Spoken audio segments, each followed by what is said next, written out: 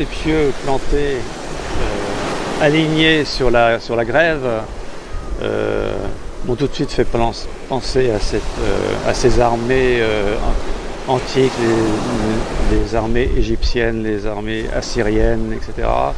Et qui se dressaient l'une en face de l'autre avant de combattre. Voilà. Et ces pieux qui sont là pour vaincre la puissance des vagues,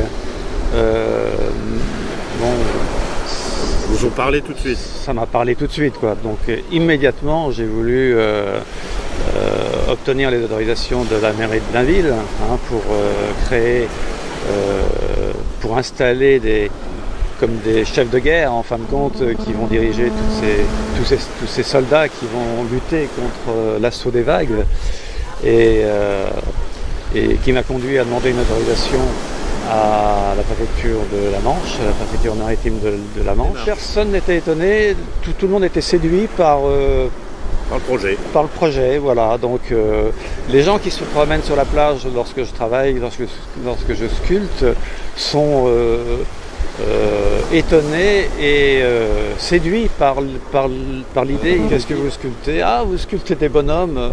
Oui, je sculpte des bonhommes. Alors, pour vous, ce sont plutôt des totems. Alors, c'est une structure totémique, bien sûr, puisque ça rappelle inévitablement la statuaire de l'île de Pâques. L'île de Pâques, à défaut d'y avoir mis les pieds, vous l'amenez ici, en fait. Je l'amène ici, exactement, voilà. Donc tout ça sont des moaïs, comme on les appelle. Au lieu de regarder les étoiles, comme les moaïs de l'île de Pâques regardent les étoiles, là les yeux regardent l'horizon, la mer. Alors ils sont très discrets, oui, ce sont des sculptures qui sont réservées aux visiteurs attentifs, en fait. Pour moi, puisque les gens peuvent passer devant sans s'en rendre compte, sans se rendre compte de leur présence. Par contre, c'est ce que vous souhaitez en fait, c'est qu'il y a un moment donné peut-être, il va se passer quelque chose quand le promeneur va déceler par mégarde un totem. Et je joue sur la surprise de la découverte en fait. Et c'est là que vient l'étonnement et l'étonnement du visiteur. Et donc là maintenant il y a presque même des habitués alors que ça fait à peine 15 jours que vous avez commencé à travailler là-dessus. Il y a des habitués qui viennent me revoir régulièrement. Alors où est-ce que vous en êtes? Il en reste encore beaucoup à faire. Oui, il y en a peut-être 400, 500, je ne les ai pas comptés. Vous n'allez pas en faire 400. Je leur dis oui, donc j'en ai bien pour un an, mais non. Pour sculpter, j'utilise à la fois un maillet et puis différents ciseaux à bois et j'attaque le bois. Le bois n'est pas très dur. Bon, il y a du peuplier, il doit y avoir du frêne peut-être ou du sapin également. Bon, c'est un bois relativement tendre. Et vous en profitez pour utiliser aussi un matériau de prédilection chez vous, les coquillages. Les coquillages. Alors le coquillage, oui, c'est le matériel très employé par les communautés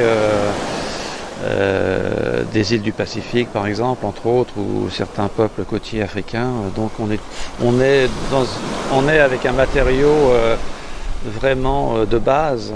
Et qui rappelle les arts primitifs. Qui rappelle les arts primitifs, oui. Auxquels vous êtes particulièrement attaché. Ah, moi je suis très attaché aux arts primitifs, oui, Donc le musée du Quai Branly, vous y allez régulièrement? Le musée de l'homme, le musée du Quai Branly, oui, tout ça, ce sont des endroits que j'ai usé de mes semelles. Voilà.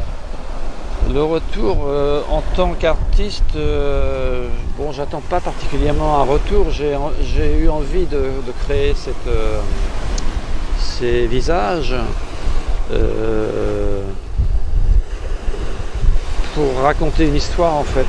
Je raconte une histoire, alors après les gens sont là.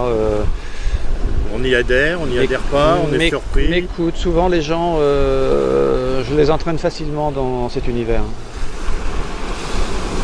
C'est un univers très... C'est une valeur en fait qui peut-être disparaît petit à petit. On est dans on est dans le monde numérique, on est dans le virtuel, on n'est plus dans on s'éloigne du concret en fait. Et en même temps, il y a un côté un peu onirique quand même dans votre démarche, non? Il y a un côté onirique, c'est sûr, oui. Ouais. Enfin, je les aime bien, j'aime bien ces visages, ils me ramènent à des notions fondamentales. Parce qu'on aime bien, on veut toujours garder une trace de sa présence sur Terre. Mais bon, l'existence humaine est éphémère aussi.